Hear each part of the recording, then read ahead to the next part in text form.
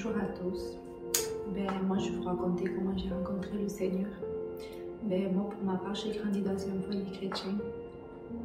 J'ai toujours su que l'évangile était la vérité. Mais je disais que j'étais trop jeune pour me convertir. Je disais que j'avais le temps. Et puis les années sont passées et je me suis mariée. Et mon compagnon n'était pas chrétien. Il ne faisait pas des choses à la gloire de Dieu.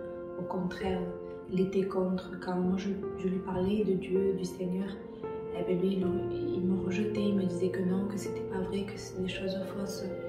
Et puis je sentais un besoin dans mon cœur, un besoin dans mon foyer. Et mon frère s'est converti et à travers lui, je voyais qu'il était heureux. Et puis si lui, il veut être heureux, il peut l'être, alors moi aussi je vais être comme lui. Et puis j'ai commencé à aller aux réunions, j'ai donné mon cœur à Dieu. Et puis il est arrivé un drame dans mon foyer. Mon compagnon est tombé dans le coma et il n'y avait plus rien à faire. Les docteurs disaient qu'il était plus vers la mort que vers la vie. Il a eu une maladie très grave. Les docteurs disaient qu'il allait mourir et que s'il ne mourait pas, il serait handicapé à vie. Mais le Seigneur a été mon soutien dans cette épreuve. Le Seigneur a béni mon cœur. Le Seigneur m'a gardé dans ces moments. Et j'avais foi en Dieu. Et je savais que Dieu allait faire quelque chose.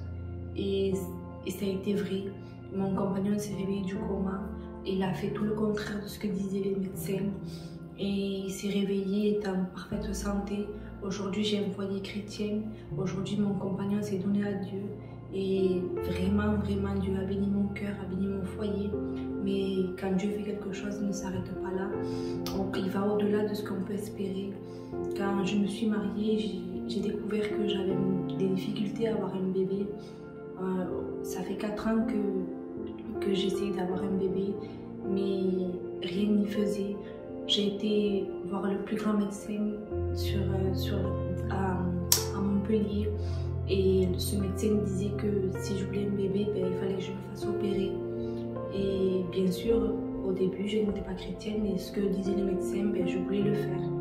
Mais quand je me suis convertie, Dieu travaillait mon cœur davantage. Et il me disait dans mon cœur qu'il me guérirait et qu'il me donnerait ce bébé. Bien sûr, au début, j'avais des doutes, mais Dieu a confirmé par la Bible, par des pasteurs, par une prédication. Et puis quand j'ai été voir ce médecin, je disais que je ne voulais plus me faire opérer.